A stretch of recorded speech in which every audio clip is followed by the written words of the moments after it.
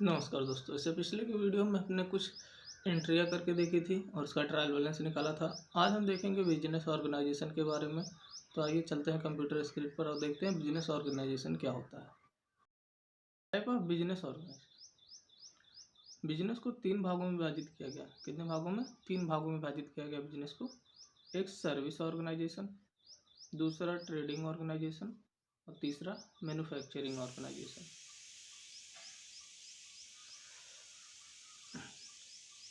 Service organisation, trading organisation और manufacturing organisation.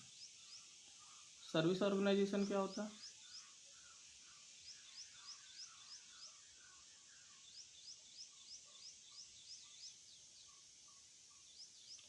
Service organisation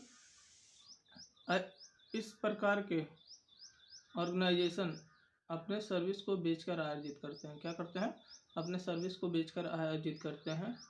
इसमें किसी वस्तु का लेन देन नहीं होता है। क्या होता है? इसमें किसी वस्तु का लेन देन नहीं होता है। मतलब इनके पास क्या होता है?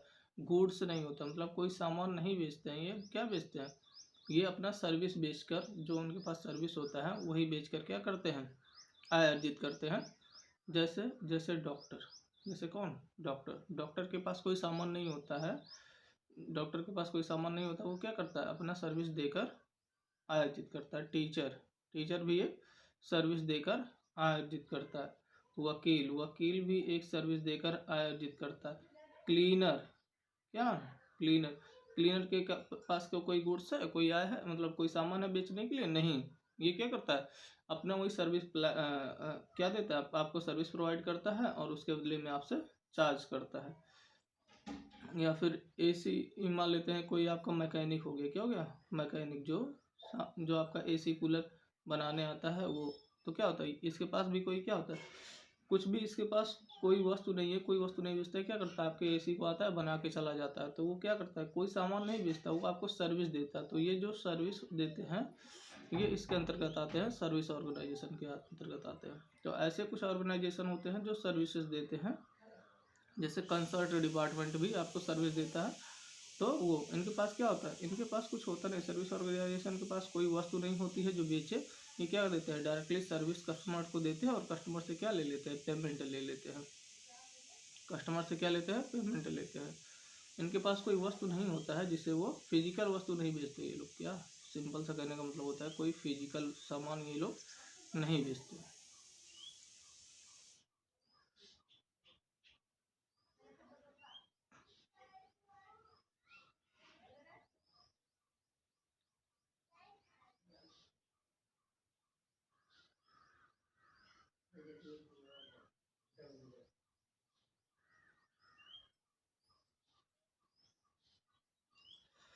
ट्रेडिंग ऑर्गेनाइजेशन ऐसे बिजनेस ऑर्गेनाइजेशन जो माल या किसी वस्तु को बेचकर आयोजित करते हैं। क्या करते हैं?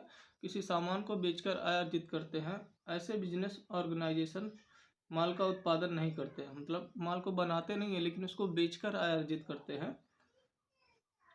लेकिन कस्टमर की आवश्यकताओं के अनुसार अनुसार माल को लाकर मार्केट में सेल करते हैं।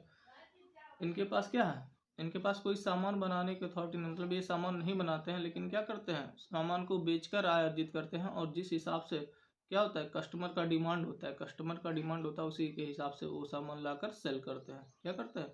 सेल करते हैं। जिस हिसाब से कस्टमर का डिमांड होता है उसी के हिसाब से। अब इनके पास कोई, ये क्या करते हैं? ऐसे बिजनेस ऑर्गेनाइजेशन माल को बेचकर आयोजित करते हैं लेकिन माल का उत्पादन नहीं करते हैं। माल का उत्पादन नहीं करते हैं लेकिन उसी सामान को क्या कर देते हैं? सामान को बेचते हैं।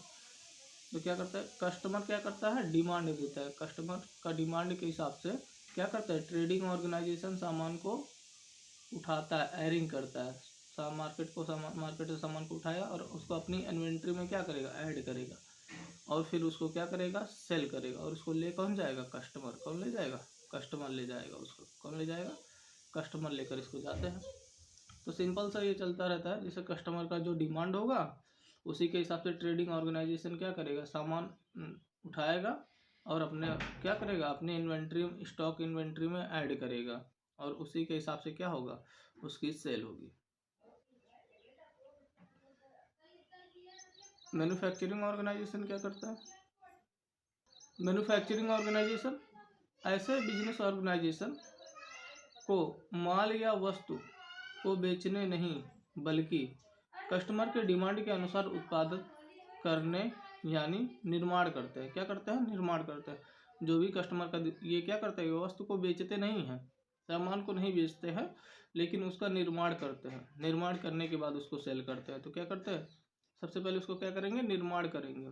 तो जो ऐसे बिजनेस ऑर्गेनाइजेशन होते हैं जो क्या करते हैं? मैन्युफैक्चरिंग करते हैं, मतलब उसको बनाते हैं। तो क्या करता है? सबसे पहले ये क्या आ जाता है? Market demand. ठीक है, मार्केट डिमांड किसको पता होता है? ट्रेडिंग ऑर्गेनाइजेशन की मार्केट में क्या डिमांड चल रहा है, मार्केट में क्या चीज़ें बिकेंगी, वो डिमांड किसको पता होता है? Trading organisation. और ट्रेडिंग ऑर्गेनाइजेशन मांग करता है किससे? बिजनेस और मैन्युफैक्चरिंग ऑर्गेनाइजेशन से। किससे? मैन्युफैक्चरिंग ऑर्गेनाइजेशन से। मार्केट में कौन? जगह जगह पे मार्केट ट्रेडिंग ऑर्गेनाइजेशन उपस्थित है, मतलब जगह जगह पर क्या है? उपस्थित है ट्रेडिंग ऑर्गेनाइजेशन। अरे सब लोग माल थोड़ा ना बनाते हैं, जगह से सामान ले आके बेच देते हैं। तो जगह जगह पर ट्रेडिंग ऑर्गेनाइजेशन उपस्थित है। और ट्रेडिंग ऑर्गेनाइजेशन मैन्युफैक्चरिंग से क्या करता है कि मार्केट के डिमांड के हिसाब से मांग करता है कि मार्केट में इस चीज़ का डिमांड है, मार्केट में इस चीज़ का डिमांड है, और क्या कीजिए, यही चीज़ हमको ले आके दीजिए। तो क्या करता है मैन्युफैक्चरिंग ऑर्गेनाइजेशन? उसके लिए कच्चे माल की प्लानिंग करता है। क्या करता है? इन्वेंट्री की प्लानिंग करता है। और वो जो सामान लेकर आता है उसको सामान लेकर आता है, फिर कैपिटल उसका मैनेजमेंट करता है कि पूंजी कहाँ से लगाए, कैपिटल कहाँ से लगाए।